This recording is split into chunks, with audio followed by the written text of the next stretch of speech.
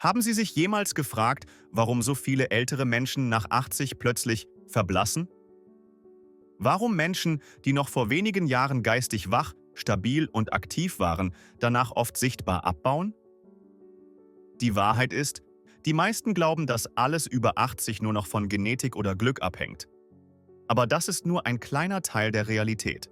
In diesem Video sprechen wir über 5 unerwartete, selten erwähnte Gründe, warum viele ältere Menschen nach 80 nicht mehr lange leben oder deutlich an Gesundheit verlieren. Und nein, es geht nicht um die typischen Dinge wie Ernährung, Rauchen oder Sport.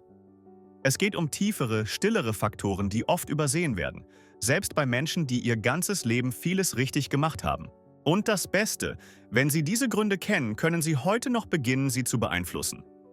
Bleiben Sie also bis zum Ende dabei, denn diese 5 Punkte könnten bestimmen, wie Sie altern, bevor es zu spät ist.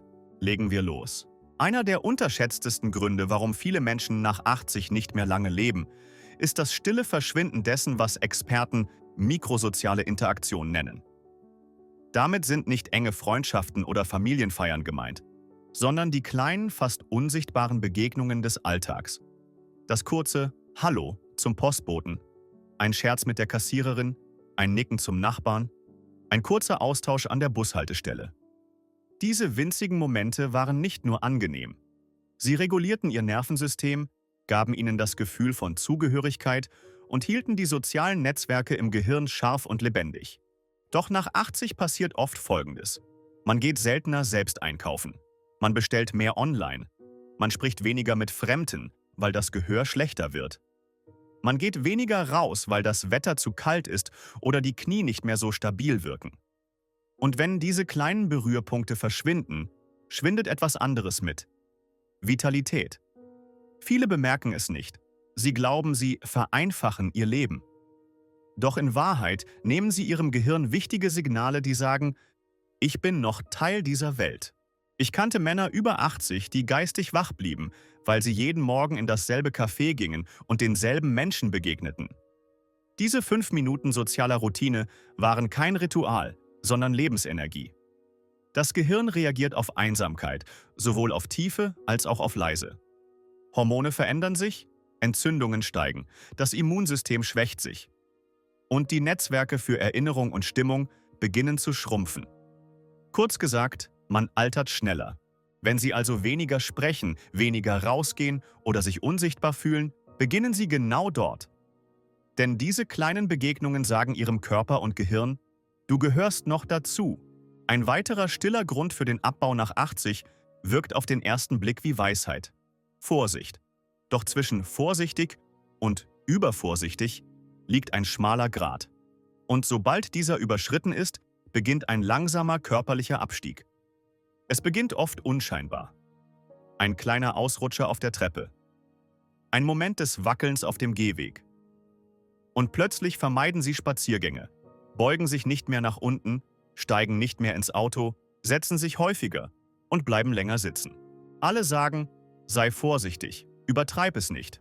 Und ohne dass man es merkt, wird das Leben sicher, aber still. Was keiner sagt, wenn Bewegung aufhört, hört Stärke auf. Nicht nur die Muskeln, auch Gleichgewicht, Reaktionsfähigkeit, Stabilität bauen ab. Der Körper ist kein Gerät, das durch Ruhe Leistung behält.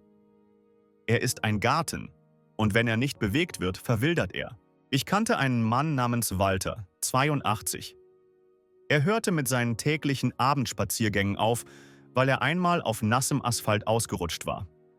Keine Verletzung, nur Angst. 6 Monate später hatte er 10 Kilo Muskelmasse verloren. Seine Beine fühlten sich schwach an, sein Gang unsicher. Walter hörte nicht auf, weil er schwach war. Er wurde schwach, weil er aufgehört hatte. Es geht nicht darum, Risiken zu ignorieren, sondern darum, sie klug zu managen und nicht das gesamte Leben aus Angst zu verkleinern. Denn Bewegung ist die Erinnerung des Körpers daran, dass er gebraucht wird. Ihr Körper besitzt eine leise innere Uhr, ihre zirkadiane Rhythmik. Sie steuert Stimmung, Energie, Verdauung, Immunität und wie gut sich das Gehirn nachts repariert. Nach 80 wird diese Uhr extrem empfindlich. Der größte Störfaktor? Zu wenig Tageslicht. Zu viel künstliches Licht am Abend. Vielleicht schlafen Sie mehr tagsüber. Vielleicht gehen Sie seltener raus. Vielleicht sitzen Sie abends lange vor dem Fernseher oder unter hellen Lampen. Diese kleinen Dinge bringen das System durcheinander. Morgens braucht das Gehirn Licht. Abends braucht es Dunkelheit. Wenn das fehlt, werden Schlaf, Energie, Gedächtnis und Stimmung schlechter. Vitamin D-Produktion sinkt. Entzündungen steigen. Das Immunsystem schwächt sich. Ich kannte eine Frau namens Elene, 84. Sie war ständig müde, verwirrt, gereizt. Kein Laborwert zeigte etwas. Ihr Arzt sagte nur, jeden Morgen 20 Minuten am Fenster in der Sonne sitzen. Abends 1 Stunde vor dem Schlafengehen alle Bildschirme aus. 2 Wochen später. Besserer Schlaf, klarerer Kopf, bessere Stimmung. Nicht durch Medikamente, durch Licht. Nicht alles lässt sich durch Sonnenlicht lösen. Aber Licht ist eines der ältesten Signale des Körpers. Wenn sich Tage und Nächte vermischen, wenn Müdigkeit zur falschen Zeit kommt, wenn die Stimmung kippt, fragen Sie sich, wann haben meine Augen zuletzt echtes Morgenlicht gesehen? Sogar ein Balkon, ein offenes Fenster oder der Weg zum Briefkasten können Ihrer inneren Uhr sagen, dies ist Tag, später kommt Nacht, ich weiß, was zu tun ist. Diese kleinen Korrekturen machen Sie nicht jünger, aber sie machen das Älterwerden geordneter, ruhiger und freundlicher für Ihr Gehirn. Viele Menschen über 80 tragen Verluste, die kaum jemand nachempfinden kann. Partner, Geschwister, Freunde, manchmal sogar Kinder. Oft wird diese Trauer nicht verarbeitet, sondern still geschluckt. Man denkt, ich sollte mich daran gewöhnt haben. Ich will niemanden belasten. Es bringt sowieso nichts. Doch der Körper vergisst nie. Unausgesprochener Schmerz wird körperlich. Der Schlaf verschlechtert sich, der Appetit sinkt, das Immunsystem schwächt. Man verliert Energie, Kraft, Lebenswillen. Ich kannte einen Mann namens Georg, 86. Er verlor seine Frau nach 60 gemeinsamen Jahren. Er sagte immer, mir geht's gut. Doch innerhalb eines Jahres verlor er Gewicht, zog sich zurück, schlief schlecht. Nicht wegen Krankheit, sondern wegen Trauer, die nie ausgesprochen wurde. Der Körper braucht emotionale Entlastung, um gesund zu bleiben. Einer der unsichtbarsten Gründe für den Abbau nach 80 ist der Verlust des täglichen Sinns. Nicht im großen philosophischen Sinne, sondern im Kleinen. Etwas zu tun, jemanden zu sehen, eine Aufgabe haben.